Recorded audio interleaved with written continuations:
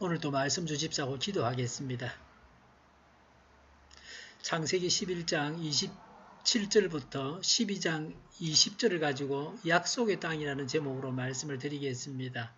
창세기 11장 27절부터 32절에 하란으로 이주를 했습니다. 데라에게는 세 아들이 있었습니다. 아브람, 나홀, 하란입니다. 창세기 20장 12절에 아브람은 이복 누이인 사레와 결혼했습니다. 나홀은 하란의 딸인 밀가와 결혼했습니다. 하란의 아들이 롯입니다. 갈대아 우르에서 하란으로 이주했습니다. 가나안으로 가고자 했습니다. 32절에 데라는 205세의 하란에서 사망합니다. 창세기 11장 31절에 의하면 가나안으로 가고자 했으나 하란에 머물렀습니다. 데라는 약속의 땅에 가지 못하고 죽었습니다. 데라는 하나님께서 가라고 명하신 가나안 땅까지 가지 못하고 중간 지점인 하란에 정착해서 살았습니다. 가나안을 떠난 것은 순종이요 하란에 정착한 것은 불순종입니다. 하나님의 명령에 순종하기는 하는데 불순종하기도 합니다. 우리의 신앙이 어떻습니까? 순종하고 있습니까? 불순종합니까? 순종하다가 불순종의 길로 빠져들고 있지는 않습니까? 온전한 순종이 중요합니다. 하나님은 순종하다가 중간에서 불순종하는 자를 원하지 않으십니다. 데라는 불순종으로 인해서 하나님께서 주신 복, 가나안 땅을 차지하지 못했습니다. 온전하게 순종하는 자만 복을 받습니다. 창세기 12장 1절부터 9절은 가나안으로 이주하고 있습니다. 아브람이 아내 사레와 조카 롯을 데리고 가나안으로 이주했습니다.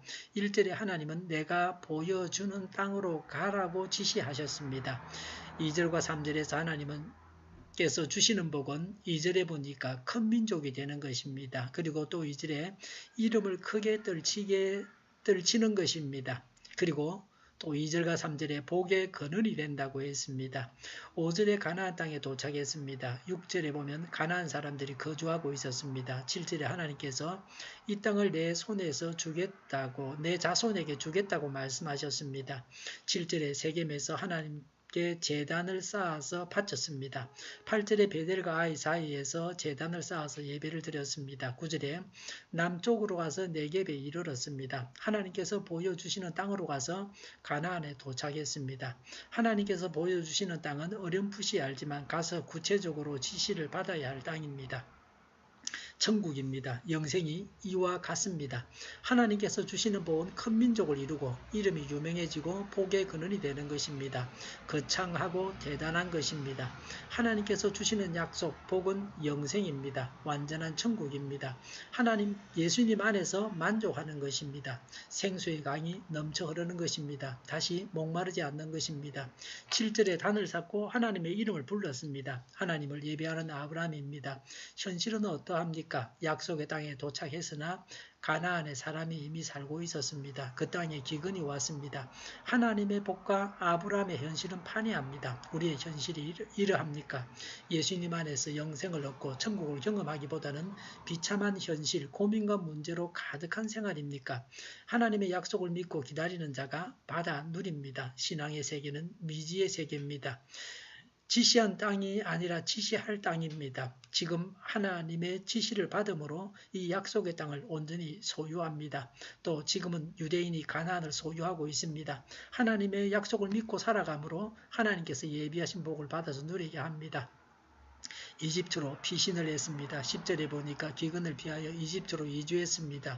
이집트에서 아내 사레를 누이라고 했습니다. 11절과 13절에 아브라함의 생명을 보호하기 위해서 거짓말을 했다 그랬습니다. 14절과 15절에 바로가 사레를 아내로 삼았습니다. 16절에 양, 소, 노비, 나귀, 낙타를 선물로 주면서 아브라함을 잘 대접했습니다. 17절에 하나님께서 바로와 그 집안에 무서운 재앙을 내리셨습니다. 18절부터 20절에 사레와 모든 소유를 가지고 이집트를 떠났습니다.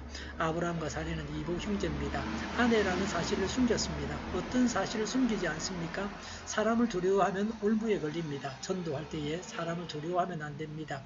아브라함의 거짓말이 아내를 위기에 처하게 했습니다. 아내를 위한 사랑을 찾아보기 힘듭니다. 예수님은 남편은 아내를 대신해서 죽어야 한다고 하셨습니다. 아브라함의 꼴이 말이 아닙니다. 믿음의 조상 아브라함도 평범한 인간이었습니다. 자격이 있는 사람이 아닙니다. 그럼에도 불구하고 하나님께서 사랑하셨습니다. 우리의 모습이 이와 같습니다. 하나님의 보호하심으로 아내를 찾습니다. 인간은 이를 만드는 자입니다. 하나님은 사람이 만든 문제를 해결하십니다.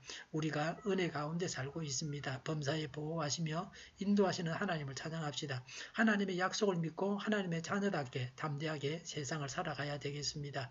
하나님께 온전히 순종해야 합니다. 하나님을 온전히 믿고 살아가야 합니다. 기도하겠습니다. 하나님께 온전히 순종하게 하옵소서. 하나님을 온전히 믿고 살아가게 하옵소서. 우리 동일교회가 만군은 집하게 하여 주시옵소서. 예수 이름을 명하노니 모든 병만은 물러가고 몸의 모든 부분들을 온전하게 될지어다. 신유의 기적을 지금도 베풀어 주셔서 저희의 질병을 고쳐 주시옵소서. 저희와 교회와의 나라의 민족을 불쌍히 여겨 주시옵소서. 평화 통일을 이루게 하여 주시옵소서. 전쟁 위험이 사라지게 하시며 북한의 핵 문제를 해결하여 주시옵소서. 신앙의 자유를 늘 누리며 살게 하여 주시옵소서. 국회가 하나님 기뻐하시는 법만을 만들게 하시며 반성경적인 모든 법과 내기들이 즉시 사라지게 하여 주시옵소서. 하나님을 대적하는 세력들이 바로 망하게 하시며 대통령이 통치를 잘하게 하시며 지진이 일어나지 않게 하여 주시옵소서. 출산율이 올라가게 하시며 에너지 정책을 친환경적으로 세워서 잘 집행하게 하여 주시옵소서. 늘 맑은 공기를 마실 수 있게 하여 주시옵소서. 밤에 있을 기도를 주장하시고 악한 마귀가 교회를 향하는 발걸음을 방해하지 못하게 하여 주시옵소서. 모이고 또 하나님께 영광을 돌리게 하여 주시옵소서. 오늘도 복된 날, 차고 넘치는 날이 되게 하여 주시옵소서. 좋으신 하나님을 찬양하면서 예수님의 이름으로 기도하옵나이다. 아멘.